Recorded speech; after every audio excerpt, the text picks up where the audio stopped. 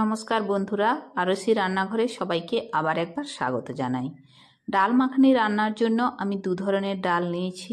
রাজমা ডাল নিয়েছি, এই ডাল আমি 150 গ্রাম মতন নিয়েছি, সেগুলোকে সারা রাত ভিজিয়ে রেখেছিলাম।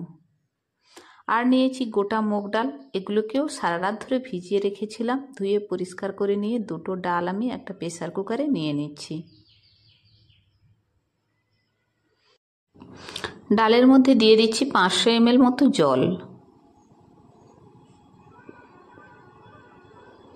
তারপর হাফ চামচ হলুদ গুঁড়ো দিয়ে দিলাম ডালের মধ্যে, আর দিয়ে দিলাম হাফ চামচ কাশ্মীরি লঙ্কার গুঁড়ো। স্বাদ মতো লবণ দিয়ে প্রেসার কুকারে ঢাকনা লাগিয়ে রান্না করে নেব 6টা সিটি পর্যন্ত। তখন গ্যাসের ফ্লেম লোতে রেখে দেব। 6টা সিটি পড়ে যাওয়ার পরও 15 মিনিট রেস্টে রেখে দেব।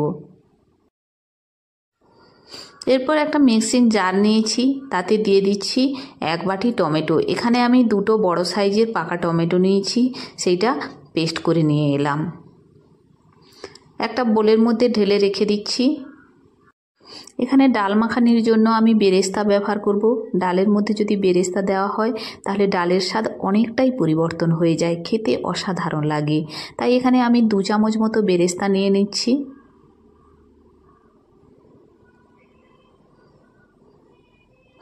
এই বেরেস্তা আমি মিক্সিং জারে ব্লেন্ড করে নিয়ে আসছি।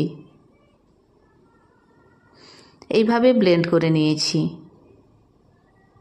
ডাল সেদ্ধ হওয়ার জন্য রান্না করে নিয়েছি 6টা সিটি পর্যন্ত। তারপর 15 মিনিট রেখে দিয়েছিলাম, এরপর ঢাকনা খুলে দিলাম।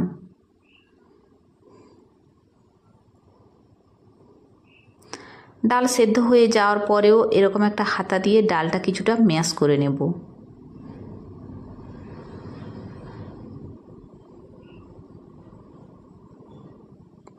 ডাল খুব সুন্দরভাবে সেদ্ধ হয়ে গেছে।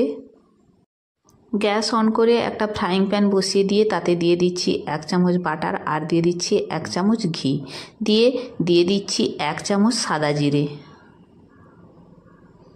সাদা জিরে একটু ভালোভাবে ভেজে নিচ্ছি। যখন ভাজা হয়ে যাবে তখন ওতে দিয়ে দেব আদা এবং রসুন পেস্ট। আদা এবং রসুন পেস্ট দিয়ে আবারও ভেজে নিচ্ছি। তারপর দিয়ে দিচ্ছি ঝালের জন্য কাঁচা লঙ্কা কুচোনো, আর দিলাম রঙের জন্য কাশ্মীরি লঙ্কার গুঁড়ো, দিয়ে কয়েক সেকেন্ড ধরে ভেজে নিচ্ছি। তারপর যে টমেটো পেস্ট বানিয়ে রেখেছিলাম সেই পেস্ট দিয়ে দিলাম। টমেটো পেস্ট দিয়ে ভালোভাবে কষিয়ে নেব। টমেটো কষানো হয়ে গেলে যখন টমেটো ছেড়ে তেল বেরিয়ে আসবে তখনই ডাল দিয়ে দিচ্ছি। মশলার সাথে ডাল এরপর হাতা দিয়ে ভালোভাবে মাখিয়ে নিচ্ছি।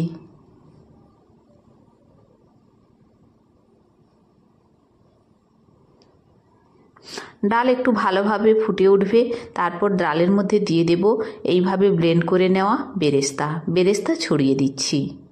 বেরেস্তা দিলে ডালের স্বাদ একটু অন্যরকম হয়। আপনারাও বেরেস্তা দিয়ে ট্রাই করতে পারেন, দেখবেন ডালের স্বাদ অনেকটাই ভালো লাগে এবং খেতে সত্যি বলছি খুব অসাধারণ লাগে। তারপর দিয়ে দিচ্ছি কাসুরি মেথি হাত দিয়ে এইভাবে গুঁড়ো করে নিয়েছিলাম, দিয়ে দিচ্ছি। ডাল মাখানিতে অবশ্যই কাসুরি মেথি দিবেন, কাসুরি মেথি দিলে ডাল তড়কার স্বাদ আসে। এরপর ডালের উপর ক্রিম এবং বাটার ছড়িয়ে দিলাম। কমপ্লিটলি তৈরি হয়ে গেছে ডাল মাখানি। আমার এই রেসিপি আপনাদের কেমন লাগলো কমেন্ট করে অবশ্যই জানাবেন।